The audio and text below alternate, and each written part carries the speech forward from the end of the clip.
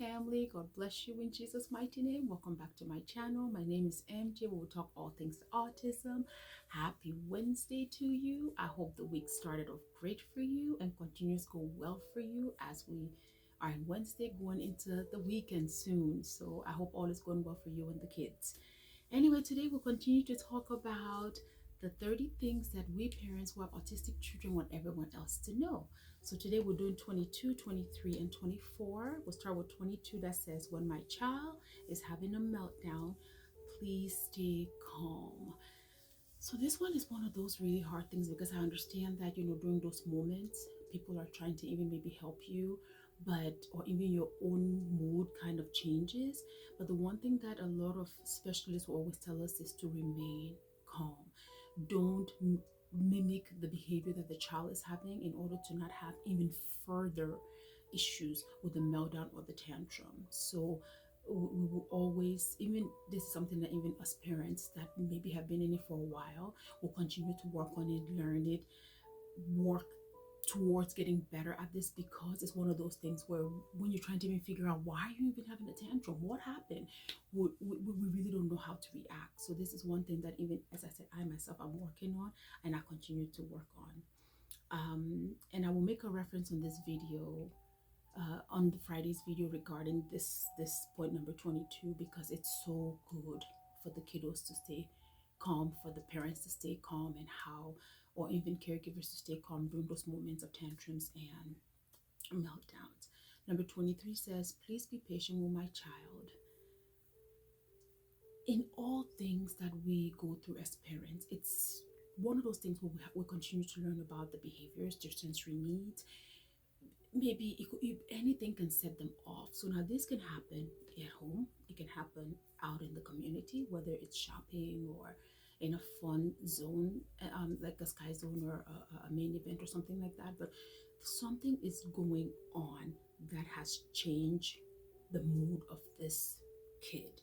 So trying to process whether it's a sensory need, or trying to process what may be going on that's kind of causing this tantrum or meltdown, it's important that others are patient with not only the child but also the parents. So some of the times when I see other parents judging other parents, I find it so inappropriate, because you're just looking like, what is wrong with you? You can't fix that child, you can't get that child to behave better. Or they look at your child and be like, what is wrong? Didn't the mom beat you enough? Didn't your dad beat you enough when you were young?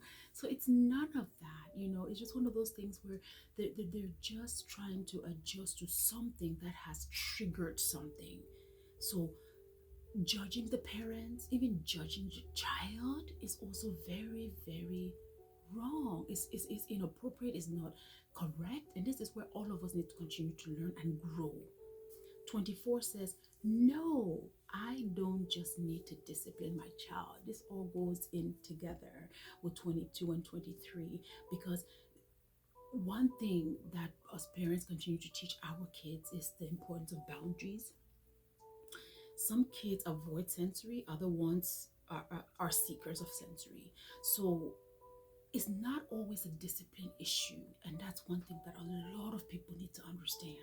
Just because this child may be acting out, melting down, tantruming, or throwing a fit, kicking, punching, biting, whatever the behavior may be, there's something that caused that. And now our goal or job as parents or caregivers is to find out what happened and learn how to correct that, or how to alleviate it, or how to better help that child.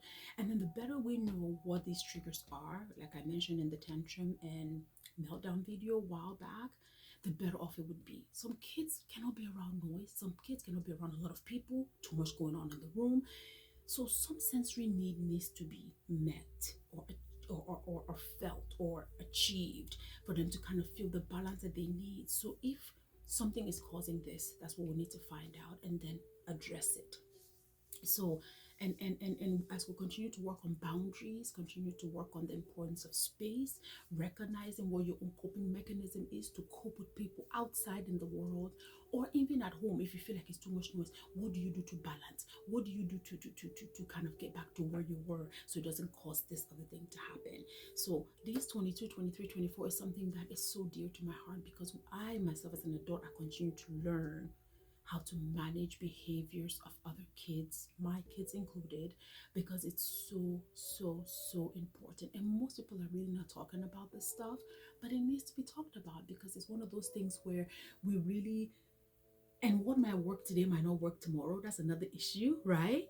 So important, as teachers or caregivers or administrators or parents, whomever, to continue to develop their skills, works out, find out what works best for every child, and know what to do during those moments. So, family, I hope this was educational enough for you. May we continue to grow in the wisdom of God, to ask Him for that grace to help us raise these kids, to help us understand the role of parents and what we go through as parents.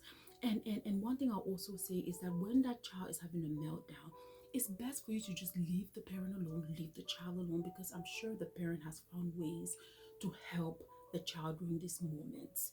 So, and the only thing that we ask of you is remain calm yourself. Don't flare up. Don't have an attitude. Don't cause even more issues or are adding flames to the fire, like some people will say. Don't make it even harder for us to quickly get the child out of that mood. So I hope you guys stay encouraged. I hope we'll continue to have these talks about ways we can help kids and continue to learn from these kids. Anyway, family, I hope you have a good rest of your week. I'll catch you on the Friday video. Enjoy your rest of your Wednesday into Thursday and Friday, and I'll catch you guys on Friday. Remember to stay in the presence of God, continue to ask for His wisdom, His understanding, His grace to help us as we continue to manage all these issues. Okay, family, remain blessed.